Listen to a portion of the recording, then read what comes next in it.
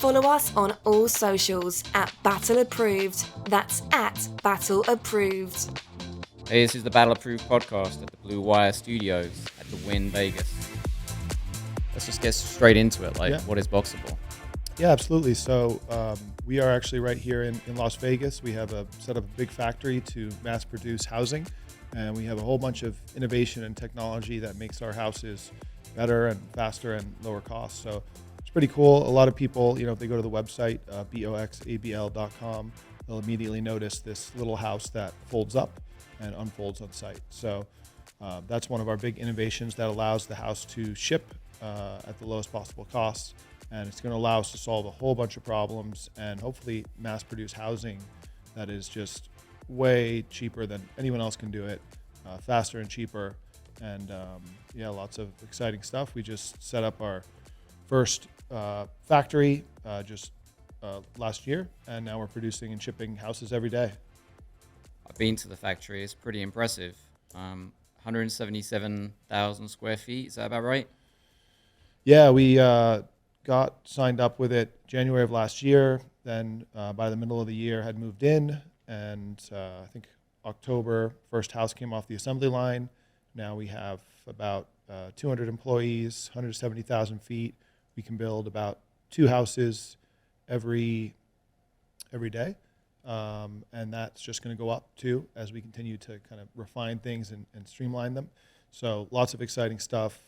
We even just completed a large order for the federal government. Mm-hmm. So they ordered 150 houses. That was really our first big customer, and we just finished delivering that, and they're using that for military-based housing. Was that like part of your kind of like internal R&D as well, like doing that? Like were you kind of, because like when a Tesla goes off the line, they say like every Tesla's different. They're kind of tweaking everything as it goes off the line. So every new Tesla, you're getting something slightly better than what was done before. Yeah, and I think even more so than automobiles, because there's a lot of established principles there. Right. What we've done is kind of changed everything. So most houses in North America are built with wood and nails. Our houses are not built with that. We're using all different materials, all manufacturing methods. So I'm calling our first factory almost like an R&D test factory. Yeah. And a huge amount of learning is going on. We're going through different generations of the product as we, tweak it and change it and upgrade it, and tons of exciting stuff happening all the time. It's getting better and better. We're refining it more and more, and hopefully we'll have a really big impact. The actual place is, when you go there, it's actually quite exciting. Like I kind of get the vibe that everyone there is actually really liking being there. Just from when you walk in the door, like how you kind of greeted. There is like a real cool tour you can go on. Like you go on this little golf cart and you go through the factory. Oh yeah. But yeah, the vibe I'm getting is like, oh man, I run my own company, right? But like, I want to work at Boxabl. Nice. It's kind of like a good vibe. And we're really vibing hard there. Yeah. Pretty cool. Big open workspace. Everyone super excited to be there. It's a cool new thing with a really big upside. We also give all the employees stock options, so that doesn't hurt with their enthusiasm. And we also do a lot of weird stuff all the time too to make it exciting. So, for example, yesterday we had a pony there. I don't know if you missed it. I saw on social media. Was it like a pony to be made like a unicorn or something like that, or is it like a It was pink pony? it was a unicorn. Okay, yeah, it was a real unicorn. It was a real unicorn. Wow, everything in Vegas. Yeah, where do you find a unicorn? Just Googled it. Craigslist. Rent pony to be made like a unicorn. So what was that? Was just like you just had a pony in there just to kind of like just make it kind of like, why is there a pony in here, or was there like a whole theme to it? Yeah, so the company's success has been driven a lot by good marketing, social media, just getting a whole lot of eyeballs on us, a whole lot of people finding out about us. Yeah. So it's really important. We've driven everything from that, whether it was customers, investors, employees finding out about us, suppliers finding out about us. It's all been off the back of huge awareness of the company. So that's very important for us. We have a huge social media following, and we were just yesterday shooting an update video. We have a lot of new exciting updates about the company and our progress. So we're just shooting a video, and we decided to throw in the unicorn into the video just to make it a little weirder, to catch people's attention. Trying to juice the algorithm a little bit, social media algorithm. Was that across all socials, like YouTube and stuff as well, or just like kind of Instagram style stuff? We'll use that footage for a whole bunch of stuff, but the main idea of the shoot yesterday was for a YouTube video. So we did a bunch of YouTube videos, but one of the themes was episode 1, episode 2, episode 3, just kind of following the progress of the company since we started in this factory. So now we're doing episode 4 because we have a whole bunch of milestones that we want to announce to everyone. So that was shooting most of that yesterday. Since I did a tour, I think it was last year when the mask was still a thing and stuff like that. So everyone was masked up, but What wasn't a thing at Boxabl? no, I think but most people wanted to wear a mask. Not everyone. Some people still. We don't even have to talk about that. It can be a thing. But one thing I was thinking is it just like the whole layout. It kind of felt like I was in a big IKEA, but rather than just getting some furniture at the end, you're going to get a house or somewhere to live, right? So you have like these big signs at the top. So it's like phase 1, 2. I can't remember what everything's called.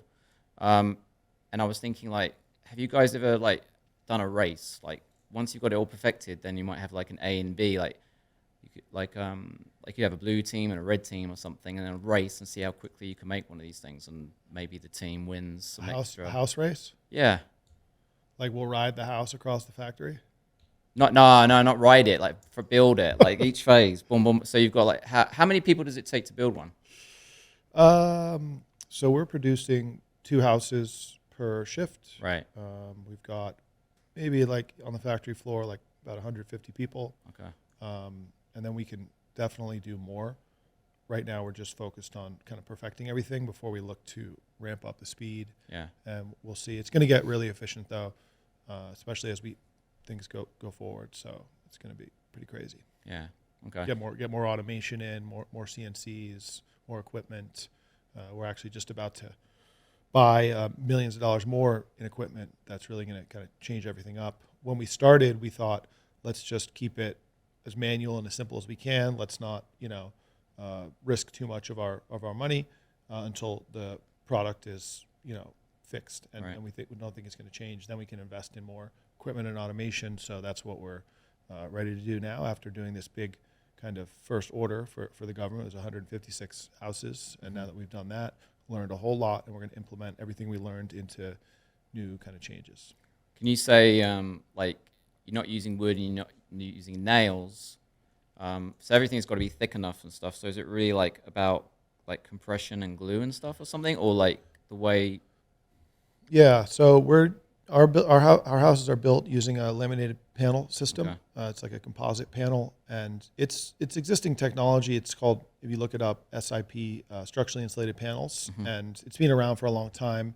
What we've done is taken what was around and tweaked it a little bit, some different materials, some different engineering, but it's really great. It allows us to have a tremendous level of energy efficiency, and it also means the house is extremely structurally strong. Like we have hurricane wind ratings on all the panels, and it just gives us so many benefits. And one of the first benefits was the simplicity.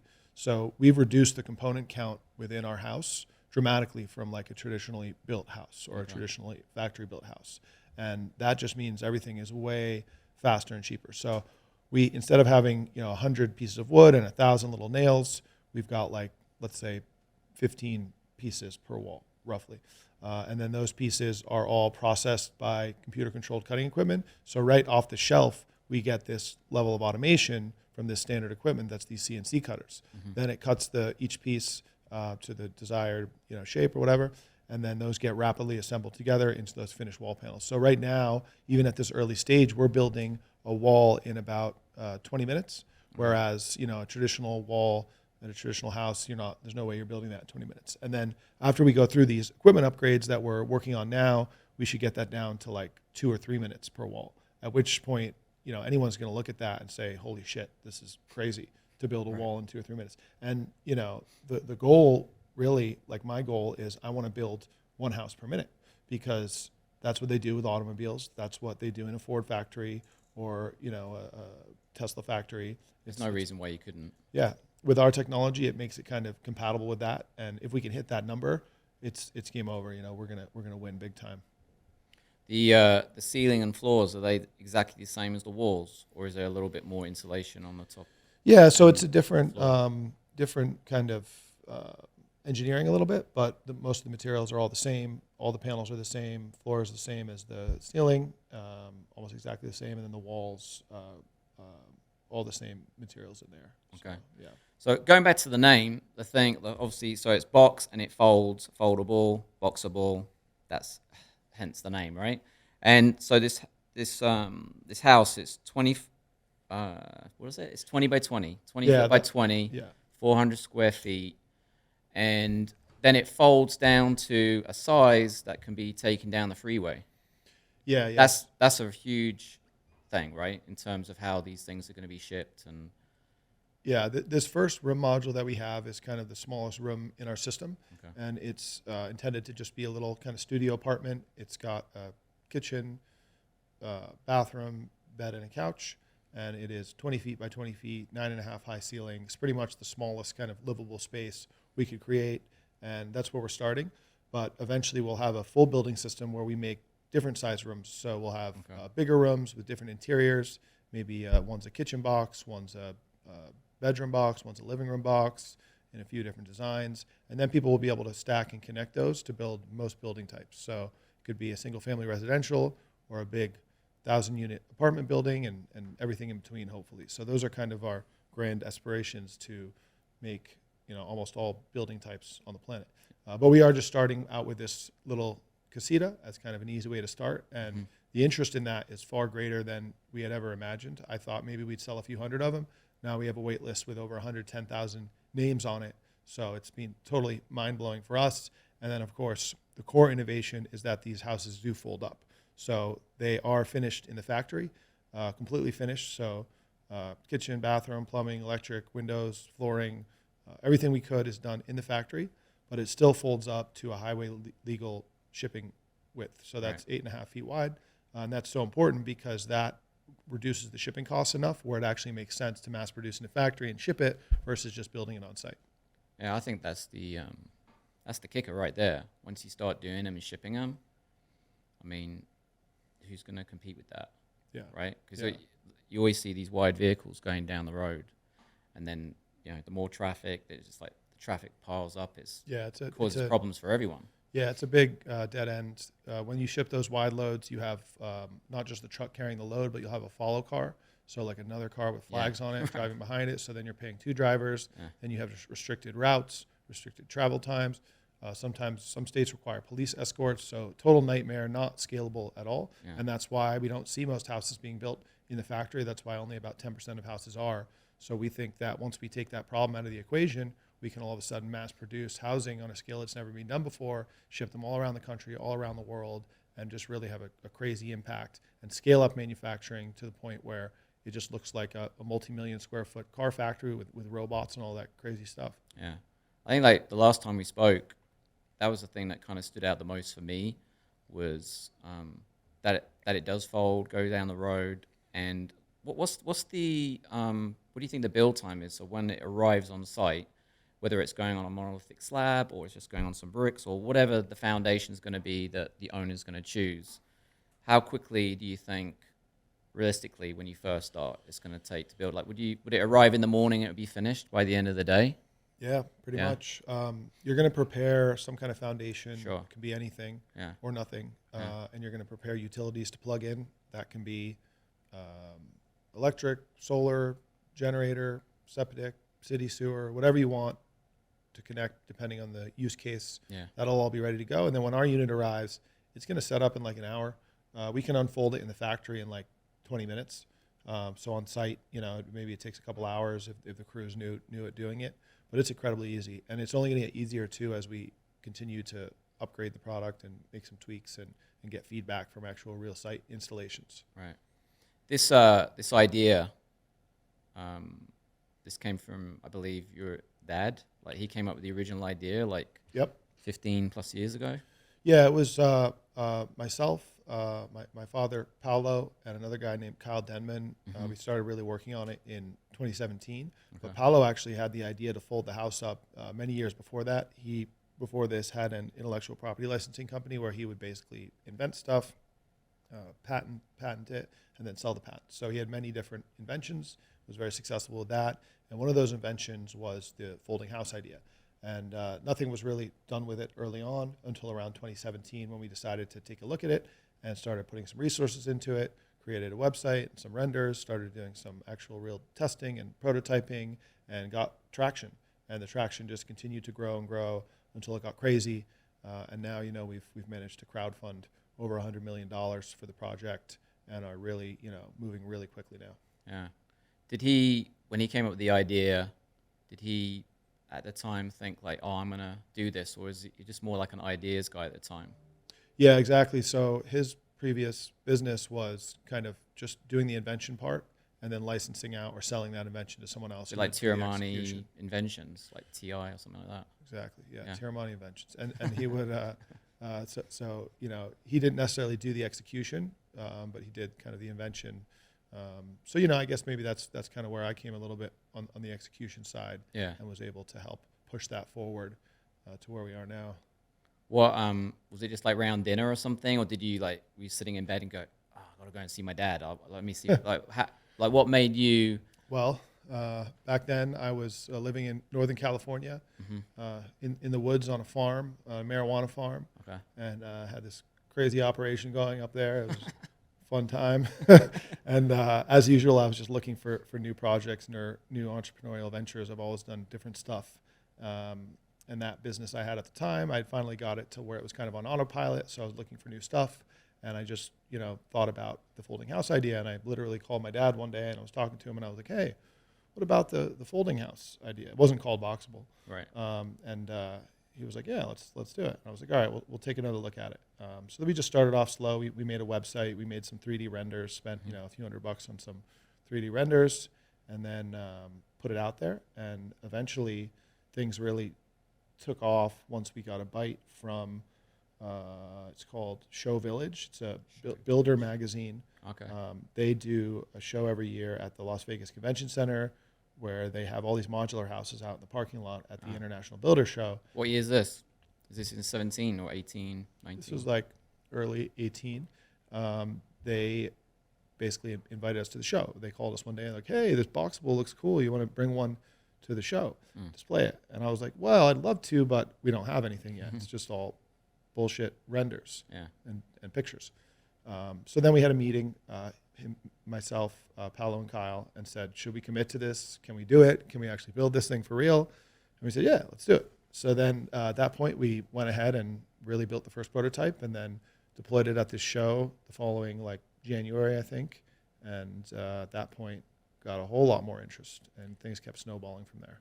I got this image of, rushing, I started in the music business and we were signed to EMI Records. But then we left EMI Records, but EMI Japan said, have you got an album to license? And I said, yes, but we didn't. And they said, I said, if you can give us an advance licensing deal, we'll do the album. So they gave us the money. That money we used to do the album.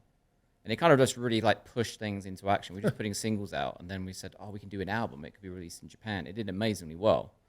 And I'm kind of getting this image of Boxabl. So they're saying, have you got one or a finished one, especially show ready kind of thing? Your dad, he's from the UK as well. So I'm kind of thinking have you heard of the show Benny Hill? No. You've never heard of it? No. Okay, your dad definitely knows it. Probably. But you can go on YouTube, Benny Hill. It's got this, it's like a comic sketch. And he gets chased around by women throughout the whole show. But it's got this kind of real kind of funny theme tune. But it's all speeded up real quick. So I was imagining a Benny Hill, Boxabl. It would be a good social thing, actually. When you hear the theme tune and your dad, putting the Boxabl together real quick. I can imagine, is that what you had to do to get it ready for this show? That quickly? Yeah. Or yeah, okay. So it was crazy. So we'll show a little Benny Hill and stuff as well on the B-roll. And nice. It was kind of a shit show. We didn't actually build that first prototype ourselves. We went to a company in Canada because they were using a version of this laminated panel system that we thought we wanted to use at the time. And so we went to them and said, hey, can we build it? And a lot of shenanigans and crazy stuff and drama working with this other company all the way up until the very end. It's not like you can check in on them every day, is it, unless you're living there? That was part of the issue as well, Yeah. I mean, it was a lot of funny stuff happened and, but we managed to pull it off and got the prototypes there just barely. What was the lead up time? Like, say, hey, go to the show. Yes, we're going to do it. Get someone to build it. Was it like less than 3 months or more? Or? It was. I don't remember exactly. It was probably about 3 to 6 months. Okay. And there was a whole lot of stuff to figure out with that first. But that's great prototype. though. Jumping in that, the pressure, doing it. There's yeah. always shenanigans behind the scenes on whatever you do, no matter how polished you are. Yeah. But for me, just listening to that story, I'm going, yeah, you know, that got you off your butt, do it at the show. So what happened at the show?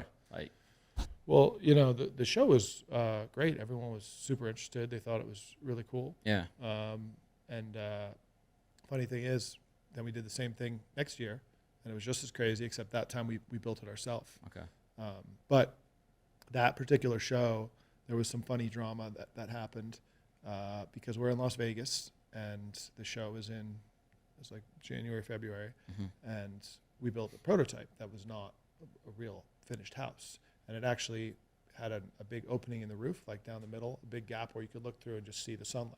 okay. Because it was just kind of a showcase. It didn't have a roof on it, really. And the morning of the show, it snowed. And Snowed in Vegas. Yeah, it snowed in Vegas. And I didn't know it snowed in Vegas because I'm not from Vegas. No, I didn't know that. And I guess occasionally it does. Yeah. And so I was up there at like 5 o'clock in the morning scraping the snow off the roof. And then as soon as the sun came up, the snow that was up there started melting. And then water started pouring into the house. Oh, no. And then every light fixture in the ceiling, water was pouring out of every light fixture. And it was just like crazy. And I was like, oh my God, we're fucked. And I kept cleaning. And by like 9 a.m. when the show started, no one knew. And it was all clean and perfect. And you got the Vegas dry weather, which probably helped a little bit as well. And, you know, our product, since we're not building using these conventional building methods, it does have more water resistance to it. And that actually saved us. Didn't have like kind of streaks down. Yeah, we didn't have damaged drywall, which is like paper Yeah. or anything like that. We just wiped it all down and no one knew, and it was hilarious. And then the next day it snowed again and the same thing happened. And No way. I'll remember at the time we were talking to a guy, very successful guy who did his own modular house company, and we were trying to get him to invest. Yeah. And so he flew in on his private jet, and I was there, and I remember talking to him, and at this point it was snowing and water was pouring in the house, and we were literally sitting in a chair in the portion of the house where water wasn't pouring down, and water was pouring out of every light fixture, dumping onto the floor, just like. And I was sitting there with this guy who's this guy's not going to invest. Yeah, very successful, and flew in on his private jet. And I was just like, oh shit. But you know, he liked us and he believed in it back then, and he still does. So you know, that's cool. Did he invest or? Can't really say on the specifics with him. Yeah. But, yeah. It's weird. I'm wondering like why it had to be outside. I guess like. Because it's all homes and stuff. Because the amount of convention space. Yeah. Well, so the Builder Show happens every year. It's a really big show. It's got over 100,000 attendees. Most of it is inside in the convention center, but they just do a portion of it, which is called Show Village, which is right across from the main entrance in the parking lot, and they just have a bunch of houses there. Yeah. All the modular houses. So we'll actually be back there again this year.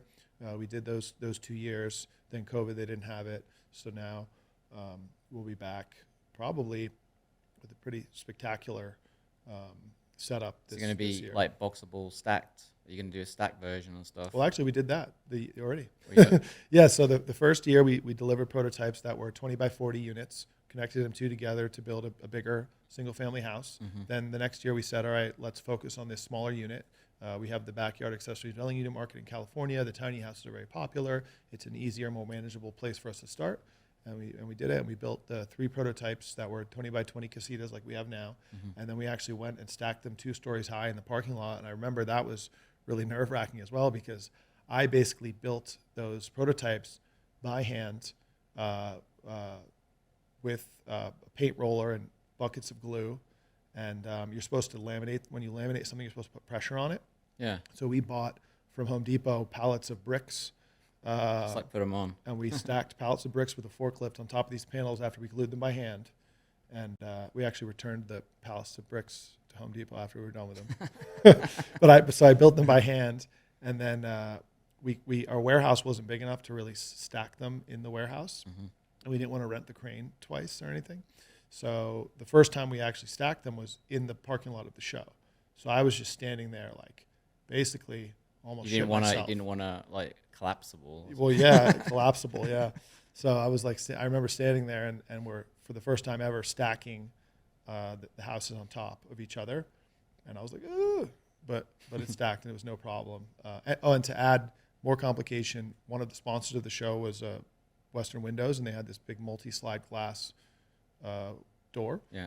So basically, in addition to building these brand new prototypes with this brand new construction method, glued by hand by me, we had to cut out basically an entire wall out of one of them to make this big multi-slide glass door. Right. So that obviously, that's structurally, you cut out a whole wall, it's going to make the thing weaker. Yeah. So we had to do that as well.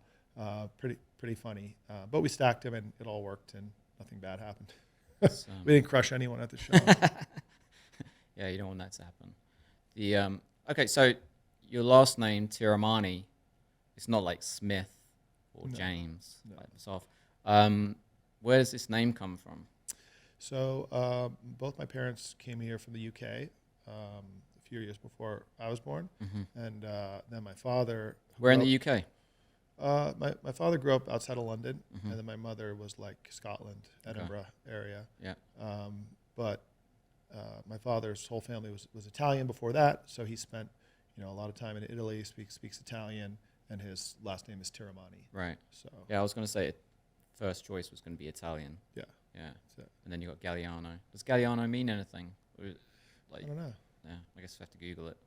I think I'm the only one though. I'm the only Galiano Tiramani out there. You are or you aren't? I am. You are? Yeah. If you Okay. Google it, it's all me. Everything I've ever done, Yeah. good and bad. The location. So if you're in Northern California, where was your mum and dad at the time? Were they here or somewhere else? So they moved to New York City. I was born there. Then they moved like 30 minutes away to Connecticut, Yeah. next door. I grew up there until I was like maybe 25. Connecticut's a real nice place. I was raised in Darien and Stanford, Yeah. and I just remember. I remember snow, like listening to school reports, hoping that like you didn't have to go into school Yeah. when there was no internet back then. Yeah. And then really nice summers, like like summer club in Stanford and swimming and like amazing times. Yeah. So it's funny. So Stanford's a town over from Greenwich where I grew up. Okay. So we were neighbors. Yeah. And so grew up there when I was like 25. Decided to just go on vacation to California, and never came back. You stayed. Yeah, I had a backpack. Went on vacation. Decided I wasn't coming back. Called my friends. I was like, go to my house, take anything you want, all the furniture. No way. What's your I'll reason be for just back. staying? You just going? I can do stuff out here, or So I had a business related to Bitcoin. This was like 2013 back in Connecticut, and I was kind of burnt out from it. I was just working a lot. Did really well with it, and lived in Connecticut my whole life, and just got to California and was like, oh, there's other stuff in the world, and then just didn't feel like going back. Didn't need to. Didn't have any reason to be anywhere in particular. And yeah. Where in California? Started out in Santa Barbara because I had a friend there, and then ended up moving to Northern California once I found out about the marijuana stuff that was going on and all the money people were making, and jumped into that. Did a bunch of different marijuana businesses. How did you get into that? Because I only just seen stuff I've seen on TV and stuff, and it's like there was a time where everyone was doing it and it was illegal. Then like everyone was doing it and it was legal, and then people didn't know if it was illegal or illegal. And there's a ton of people that have gone to jail over marijuana, and like now that's crazy. Like, I mean, there are people who've been in jail like maybe for life. That's horrible. Or like decades in jail. Yeah. Like what kind of time was this? Was Yeah, this I mean, like when it was so- being legalized? Or? Well, it's still federally illegal, and the federal, right. the It's federal like it's per state, right? Yeah, I mean, the federal sentencing guidelines put people in jail for 20, 30, 40 years for nonviolent marijuana crimes, Right. all the way up until recently. They put people for those kind of sentences in jail with the That's federal mad. level. But on a state level, California was the first one to kind of decriminalize it, and they created an absolute disaster for themselves. So in the 90s, they did medical marijuana Mm-hmm. laws. And Yeah. all those laws did was Yeah, that's like when you used to, if you go to LA as a tourist and you go along the beach, and then Yep. you can like, they just give you some kind of condition and they give you the marijuana, right? Yeah. That was the first step, Yeah. like the kind of to Yeah, and the weird thing about that was it didn't actually make it legal, but it gave Right. people a legal defense. Individually. Well, so it gave people a legal defense. So when they Right. got busted, they likely wouldn't go to jail all of a sudden, but it was still illegal. So then they I created. thought like, oh, you get this medical, you've got a condition, and then it's not illegal for you individually. Or is that just I just made that up in my head? So you would know more about this. So essentially, even if you've got that, like, could the cops like knock down your door and then, medical marijuana in California was still a crime to possess marijuana, cultivate it, sell it, I didn't even know all that. that stuff. I thought it was like, yeah, man. It's basically a bunch of like loopholes and bullshit and shenanigans. And what they did by setting the laws up that way created a huge disaster and a massive like underground criminal outlaw culture there. Yeah. For real. And then for the past 20 years, there's been large scale marijuana trafficking in California to the rest of the states in the country. So they created this culture where people would grow a few plants in their backyard, like big plants, but just a few of them. Mm-hmm. They'd make $100,000 off the plants every year. They probably wouldn't get a job or anything because they'd just be selling the marijuana, and then they'd be moving around like large quantities of cash, driving it across the country. I mean, every type of crazy thing you can imagine was going on up there. And where I lived was in Northern California, where the farms were, in the woods, in the middle like of hundreds nowhere. of acres kind of thing. Yep, like Humboldt County, Mendocino County, the Lake County. Really opened my eyes when I went there and I saw what was going on. I was like, wow, this is crazy. And when I saw like the sheer quantities of cash that people were transacting with, I was like, all right, I'll try. dabble in it. I'll try that. Yeah. When you went back, when you thought of your dad's invention and came up with the name Boxabl and stuff, like you were saying there, I was in the woods and then ran out of the woods or whatever, like as soon as you started Boxabl, everything you'd done in the past, was that literally in the past? Like this Boxabl thing is really, this is like, I'm growing up with this, like my dad invented it, I'm taking it somewhere, social media's kicked in, and like say you've raised $100 million, like this is probably doing better than. Yeah, at a certain point I was doing the marijuana stuff, and it was a big operation. I made a lot of money. It was totally crazy. It was a lot of fun, but it could only get so big. Like you're not going to become a billionaire living in the woods selling weed. So you got that, kids? So if that's your dream, don't do it. But it was a way to get started. But at a certain point I just realized like, oh shit, Boxabl is a big opportunity with a big upside. Frankly, I can't think of anything bigger. This is a $1 trillion market. This is a huge idea. And at one point said, all right, let's do it. And I, sold the farm, took my family and my kids and got in the car and drove to Vegas. And here we are. Yeah. You drove to Vegas. Was that your decision? Like to go to Vegas? Is Vegas the place where they say everything's bigger in Vegas, or is that New York? I don't know. I don't know either. Maybe but I'm maybe New York, but I'm thinking Vegas. Everything's bigger in Vegas. Sure. Right. Well, the reason Vegas was that Paolo had just, my father had just basically sold a bunch of his intellectual property licenses back to the licensee. So essentially, he had a big payday. Was he thinking like retiring and stuff? Well, no, not retiring. We would never retire. I don't think it's in us. But he chilling back a bit. He was living in Connecticut at the time, and that there's no income tax in Vegas, but there's income tax in Connecticut. So he said, all right, well, I moved to somewhere where there's income tax and save a bunch of money. If I don't like it, I'll come back. So he just picked Vegas and moved here.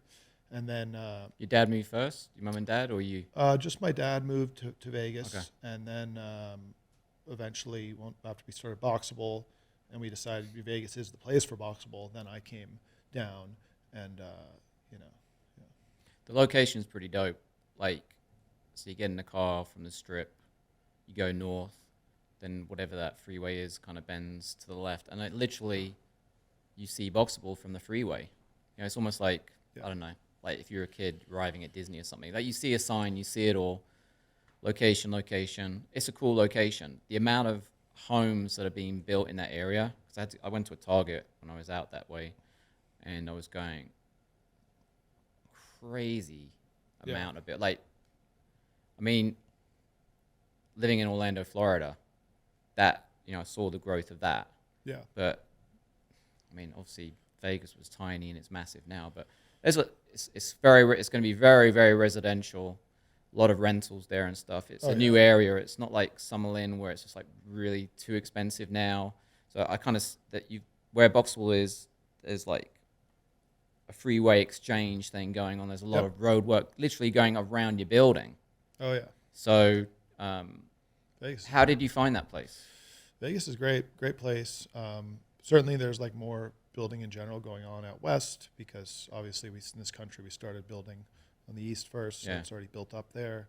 You know, it was a good location for the taxes. We wanted to be near California. They have a lot of housing problems and high cost housing, and we wanted to be able to ship into California. We didn't want to be subject to their, you know, overburdensome regulatory nonsense and bureaucracy. It's very difficult there, high taxes, all that. And that's where, when you mention modular homes, there's a lot of modular home companies. Like I've been following modular homes for probably like 4 to 5 years, just kind of like as a mini fan of them, because they kind of look cool and modern. And there's a lot of companies that have raised a lot of money in modular homes as well. And so the term ADU, is that affordable dwelling unit or accessible dwelling unit? Like what's the government term for ADU? Yeah, there's certainly a lot of kind of housing startups in California to address the problem of high cost to But build. are they, where I'm going with this is, are they actually solving the problem? Because they're raising money and they're putting them in the backyards of millionaires. And then you've got all these people under the freeway. They're not. Well, for the ADUs. And they're using the term ADU to promote their company, but they're not solving the problem. But I think you guys are, or could be. Yeah, ADU is accessory dwelling unit, so it just means an accessory dwelling unit. So it just means another house in addition to the main house on one single property. Yeah. What California's done is they've basically legalized putting a backyard in a house in every backyard in the state, and forced the local governments to not block it, so that, you know, they're all of a sudden opening up all these backyards that you weren't allowed to build in before. Okay. So it is going to help increasing the total supply of housing. People are incentivized to build. They want to use it as a rental property or whatever. And so huge amount of growth in ADUs. That was the original idea for us to start with the Casita, but what ended up happening was every use case came in and said, we want one for this or that. And it didn't end up being ADUs. You know, as I said, we sold to the government for workforce housing. We have an order from D.R. Horton for, you know, they're going to build a little village. Eventually we'll sell them as used as ADUs, but for now that the demand is just insane for everything you can imagine.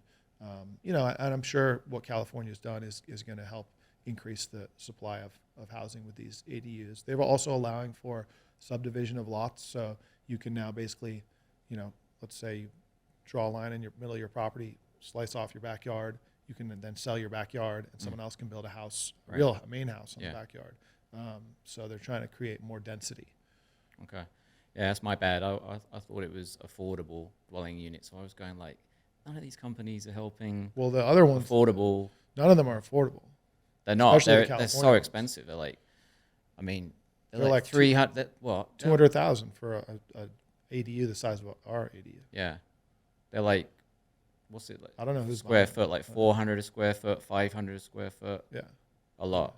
Right. It's it's an expensive pool house or granny house or whatever you want to use it for. Granny flat. That's an English term, granny flat.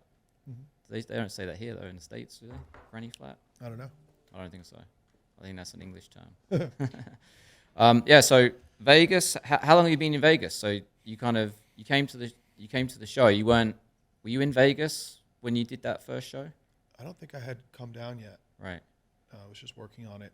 So while I was in California still, but I think I moved to Vegas about 3 or 4 years ago now. I'm loving it here. Yeah. Right? I miss the farm life though.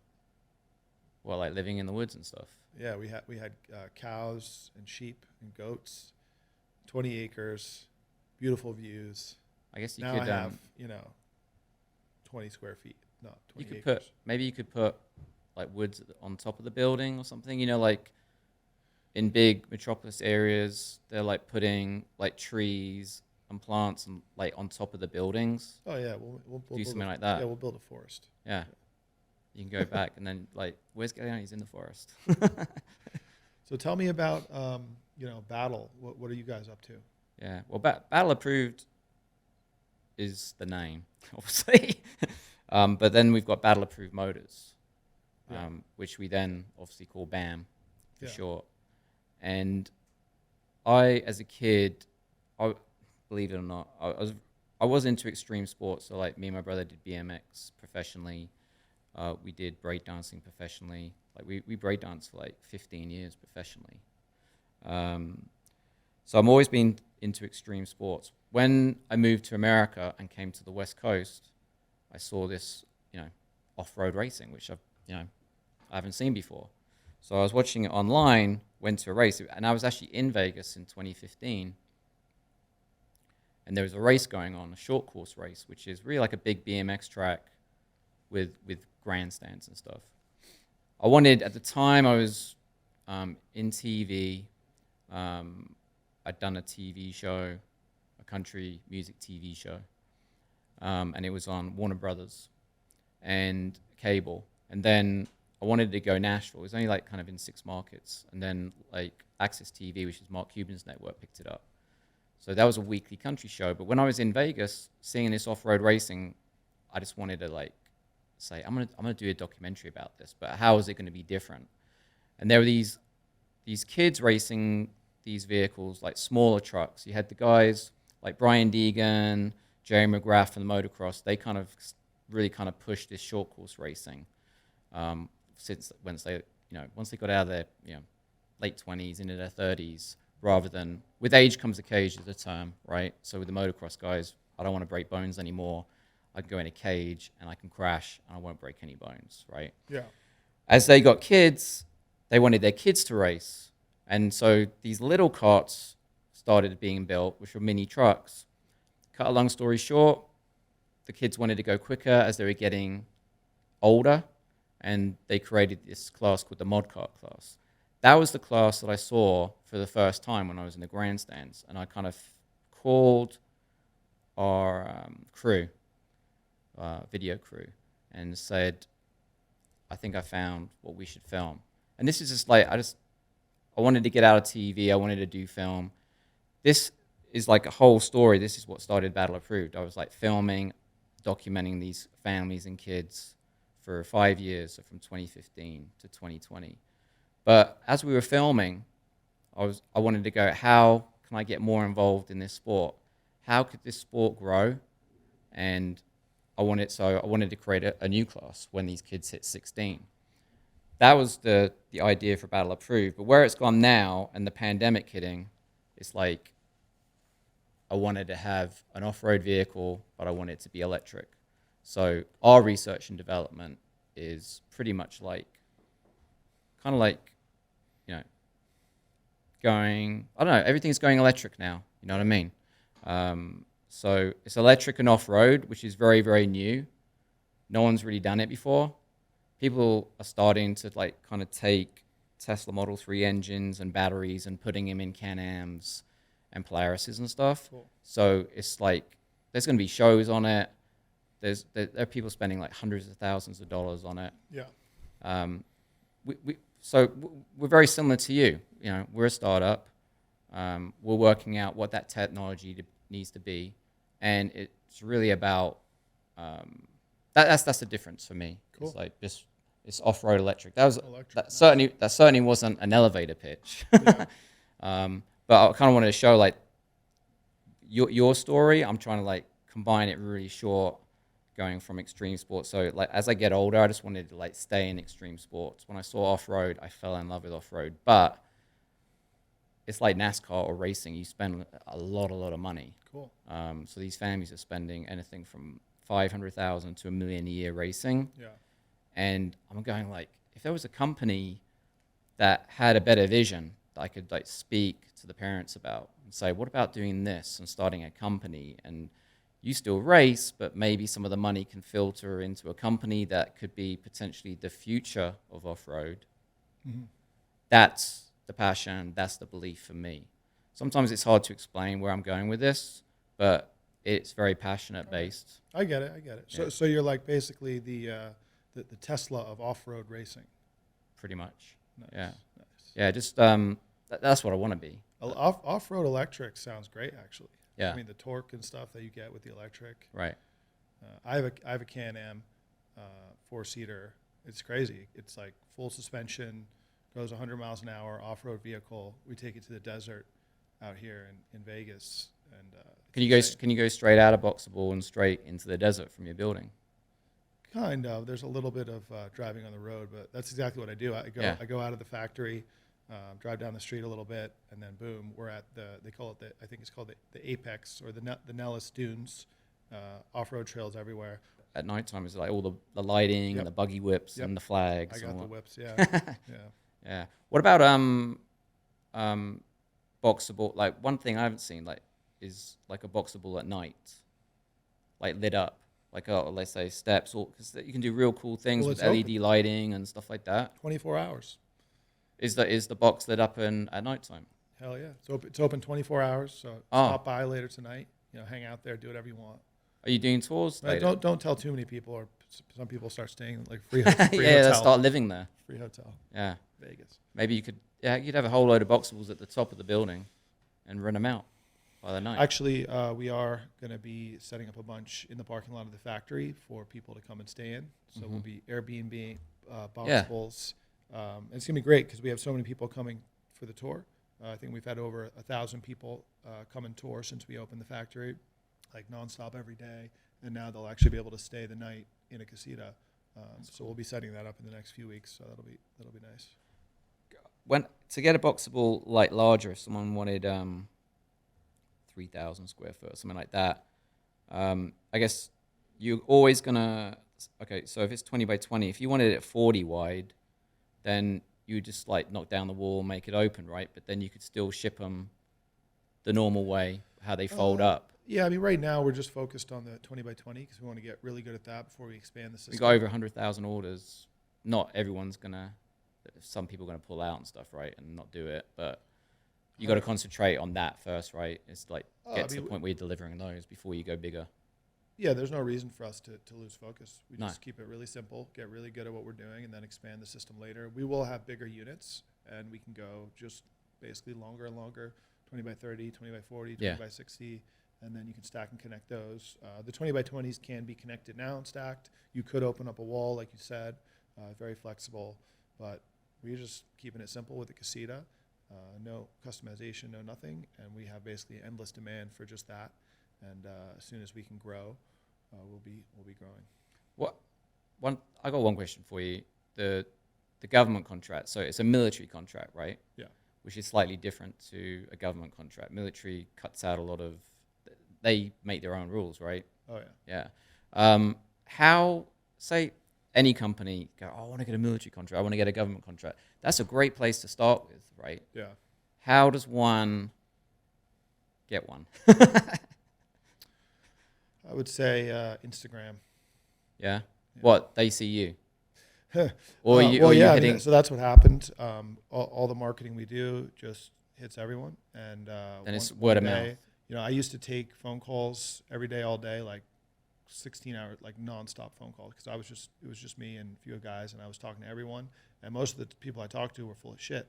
I was like, all right, sure, whatever. Well, it's like not everything's like 99% bullshit. Yeah, right? No, it is. You've got to go through all of that. So then one day it was a Saturday. I was at home, laying in bed actually, and I took a call with a guy, and he said he was from the military, and he said he wanted to buy them, and I was like thinking in my head, like, sure, whatever you say, full of shit. But he wasn't. He was a real deal, and he ended up placing the order, and he just found out about us just from just general marketing. We did no specific outreach to the military or anything like that, and he was the real deal, and he kind of got us started a little bit. Certainly he increased the scale that we started at, because we were planning before that order, we were planning a factory that wasn't 170,000 square feet. But once we got that order, I was like, well, we got to start a little bigger. So then we did, and I think it helped us grow quicker. How did you like secure the commitment? Like obviously the agreement, like you don't have to go into massive details, but like if you're going to say, well, we're going to take a lease on a 170,000 square foot building, that's that's a big commitment from your side. It was crazy. We were running with knives. And what happened was, had the first few calls with them, told them about it. They thought it was cool. Then they came and visited us. We just had a small little warehouse, a few prototypes that I built, and we showed them that, and they thought it was great, and they wanted to place the order. And I basically said to them, like, you guys know, like, we've never built these before, or we never had an assembly line before. We've built a few prototypes, and we don't have a building, and are you sure you want to do this? And they were like, yeah, let's do it. I was like, all right. So I actually ended up touring them our new factory before we even had the lease signed on it. So I basically showed them this building. I was like, this is where we're going to put the factory. We hadn't signed the lease yet. It wasn't our building. And they were like, all right, cool, let's do it. And I was like, all right. And then went ahead and ran full speed. When we got into that building. That must have been really good to like say, yes, let's do it. I mean, that would have given you a lot of confidence. If by good you mean, riddled with anxiety and doubt and fear, then yeah. That's half of it, but there's got to be like. So we got into that building. We didn't have really enough money at all to execute, but we just kind of believed that it would come. It wasn't like a massive down payment from them. Like they did pay up. We did negotiate very, very well. I ended up negotiating 50% payment up front. That's great. Another 25 before delivery, and the remaining 25 on delivery. So that helped a little bit, but that's $5 million. That's $5 million. That's not nearly the money we needed to do this thing. But yeah, we negotiated really hard. That helped a little bit. That helped make us feel better. And then even getting that building that we got was very unusual because we went there, to this landlord who had just built this brand new, whatever $1 million building it was. And multi-million, it's like massive. Yes. The number, I don't know. It's a lot, tens of millions. Tens, right? So basically said, hey, can we lease this building? And we had no track record. We had no money in the bank. They didn't ask us for a personal guarantee, and they gave us a bunch of months free rent. And we were like, holy shit. And I think the only reason that we got that building was that it was right around the time that COVID was starting, and I think they were scared. And they were scared that it was going to be like 2008 and everything was going to go to shit and they were going to go bankrupt. So they're like, all right, fuck it. We'll just give it to these guys, take their money, and hope that they do well. So we kind of lucked out because we had other landlords say, no, thank you, or give us a huge deposit or put a personal guarantee on it. And this way we got this building was just amazing. Was it a lot of searching or? Yeah, we looked at buildings all around town. Luckily, another good thing about being in North Las Vegas is that they have an incredible amount of warehouse development. So the mayor, Mayor John Lee, is absolutely amazing, very pro-business, very pro-manufacturing. His idea was that in 2008, when everyone got destroyed, Vegas did worse than everyone else because all the play money that people were spending on vacations and stuff, that's the first thing they stopped spending money on. So Vegas was harder hit than anywhere else in the country, I believe, in 2008. So he was saying we need to change the economy a little bit and make it not just service-oriented, but we need to bring manufacturing and distribution and all that here. So he made it so easy to build warehouse buildings. Since I moved here till now, there's millions and millions of square feet of warehouses gone up. There's currently millions and millions for lease. There's millions and millions planned to be developed. So it's really ideal. That situation like that doesn't really exist anywhere else where we can just jump in and say, we'll take 200,000 feet of warehouse space and it's there for us to take. So really ideal. That was one of those things where it was kind of more luck than judgment that we just got these warehouses popping up all over the place. And so that's going to help us going forward too as we try to expand. Yeah. So what's it like living in Vegas? Like obviously, I love it. Yeah. Yeah, it's great. I like the weather. I'd prefer not to be in the snow on the East Coast anymore. Right. It's not just the Strip, obviously, Las Vegas. It's a very nice place to live. There's a lot of amenities. There's a lot of nice restaurants. There's a lot of parks and things to do with your kids. And we live in a nice suburban neighborhood off the strip, and absolutely love it. I probably won't be here forever, but definitely gonna enjoy it while I am. Yeah, that's definitely impressive. Vegas. So are you like I'm not from Vegas, obviously, but I am here for UFC X, which is there's a big UFC fight this Saturday. You into fighting or sports or anything like that? No, No, don't care about sports. more like a workaholic. Yeah. Yeah, right. I mean, I'll go out on the dirt bike and stuff Yeah, for like half an hour, once every couple months, Yeah. blow off steam, but that's about it. Never really been interested in sports or anything. Just basically, work, hang out with my family, and that's it. What areas of Vegas are nice then? So like if someone came here, like get off the strip, where can you go? Because a lot of the places that are being kind of touted wouldn't be suggested great places to go to, but Vegas has, like you say, it has all these communities around it. Yeah. So there's got to be some very, pretty interesting places to go to. Yeah, I mean, there's a lot of nature stuff and hiking trails, and Summerlin is the nice fancy neighborhood. I don't live there. I live in the northwest area, which is another nice area. It's closer to my factory. Okay. Yeah, lots of different stuff going on. But Going back to your dad, so he's the inventor of this. Are there any other inventions he's done in his time? oh yeah, he's got probably over 200 patents. Really? He's into racing as well, right? He's got a car. Yeah, well, so he's raced motorcycles his whole life. Okay. And then he has this side project now where he's basically engineered this whole car from Yeah. scratch. So he engineered like so many products on the car, including like the entire transmission system, all drawn up in 3D, Mm-hmm. and then brought to life for real in a kind of a prototype vehicle. But that's just a side project. And then one of the bigger hits that he had, as far as like career-wise, was actually a toolbox that sells all over the place. And in Home Depot, it's done like billions in sales, and it's called the Rolling Workshop. It's just kind of a little I've heard of that thing. tool case, a bunch of different drawers and stuff. Has wheels on the bottom, kind of like a piece of luggage where the handle comes up. So that was a big hit. Sells endlessly, and he's done a whole bunch of other products as well. I imagine there's a lot of brands that use that, right? So if he designed it, got the patent on it, once you got the patent, then you're kind of like, it's a license, right? So anyone that's sold, you're getting money coming in, I guess, all the time? Well, hopefully? not anymore, because all of it's being sold off. Okay. So he doesn't actually have When any he sold any it. patent licenses anymore. They're all offloaded now. But that's where you make your money. You may do like 100 inventions, and one is a hit, kind of thing.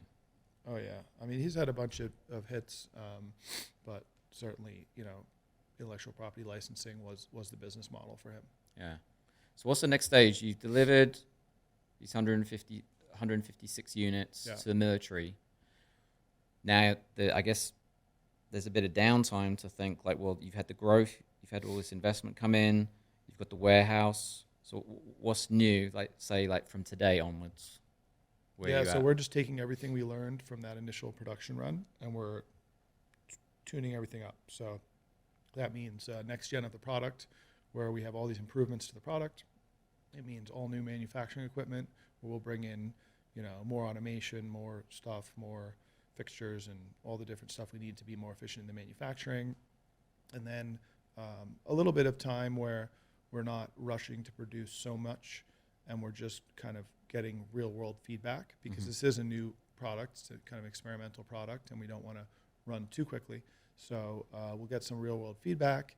And then once we get all that stuff, recalibrated, all the new equipment online, then we'll really ramp up. And meanwhile, in the background, we are planning a absolutely monster factory that I think will be the biggest and most advanced housing factory the world has ever seen. I think it's going to completely destroy everyone else in the game, and we're going to be able to crank out housing lower cost, faster than anyone's ever done before. So we're trying to basically set up a $1 billion factory. Hopefully, right here. Is there in like a Vegas. name for this, like a code name or something? I think we call it the Monster Factory. Monster Factory. Yeah. Okay. Unless you have a better name. I might be able to come up with one. Not straight away though. I can't think of. We'll go with that. Monster Factory. And is that going to be? You think that's going to be in Vegas? I'd like it to be. Yeah. For the same reasons it makes sense to have this first factory, it'll make sense to have a bigger one. Certainly the market can absorb all that housing and more. Yeah. And, the teams here and everything makes sense. We still want to be near California. There is land available and warehouse development available that we could hopefully get something big campus, millions of square feet in warehouse building, a few hundred acres, full, automobile style, mass production, robotics, all the crazy stuff that you see in the manufacturing of other modern products, but you do not see in housing. We think we'll have that, and we think it's going to push our costs down and our efficiencies up to a level where everyone is just kind of blown away, hopefully. I see it like more like obviously everyone's excited about the box.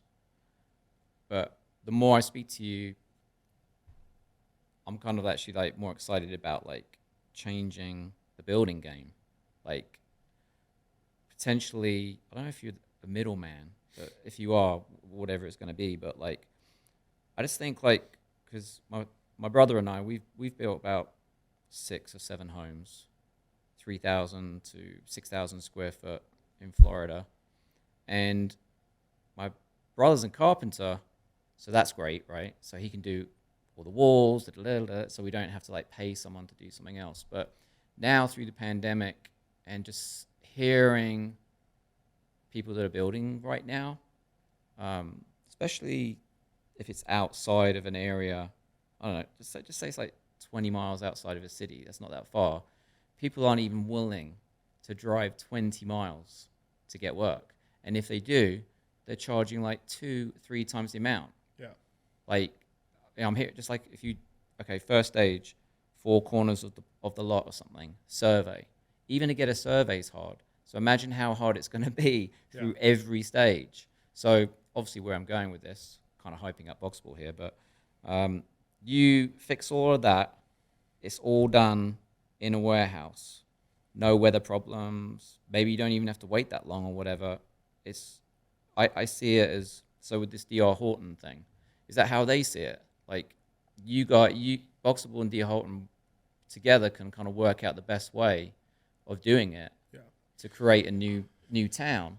Yeah, a lot of the big opportunities we're seeing are in places where they're a little more remote. So they literally can't build there because they don't have the no one wants to go there tradesmen, and they would have to ship them in, and it would cost double. Those are like easy pickings for Boxabl. So we're seeing guys like D.R. Horton bring us projects where it's like workforce housing for a big company out in the middle of nowhere, and all the hard work's done in our factory. We ship it out, and they set it up quickly. And the reason D.R. Horton's interested in us because they've looked at all these modular solutions. They've been around town. They know how to build. They're experts. But they're looking at us and saying, well, based on everything we know, and they know everything about building construction, these guys might have the winning ticket here. Yeah. They're onto something for all these reasons, and they've jumped in, they've invested in us, they've placed a large order, they're helping us with R&D, they're bringing us other resources. It's been an amazing partnership. That's cool. Well, I'm thinking right now, I mean, so we've got over 200 acres of battle-approved motors. Yeah. About 2 hours south of Vegas. I think we're acquiring another 280. So obviously we're going to have to find another 20 to round it up to 500. But we've got an acre which is just down the road. And I'm going to kind of apply like we need to have some setup somewhere for people can go. And the road where this land is on, like all ATVers and UTVers, cool. That's where they go. So maybe we'll have to do. Maybe I'll call it something like BAMable or something. Let's do it. Like BAM and Make you a Boxabl. village. Yeah, definitely a village, but to start, I'm thinking like something like 1,600 square foot, right? Yeah. Thank you so much for having me on your show. And if anyone's listening is interested in Boxabl, please check out our websites, boxabl.com. Check out our YouTube, Instagram, all the social media. We're posting like nonstop updates of what we're doing. And if you're interested in coming and actually seeing it in person, you can stop by the factory anytime. There's a tours page on the website where you can schedule a tour. We are kind of showing everyone everything we do, every step along the way. And so come, check it out. And thanks for listening. Yeah, that's cool. I think go and do it. I've done it. It's interesting. So yeah, man. Thanks a lot for coming on the show. Cool. All right. Thank you. All right.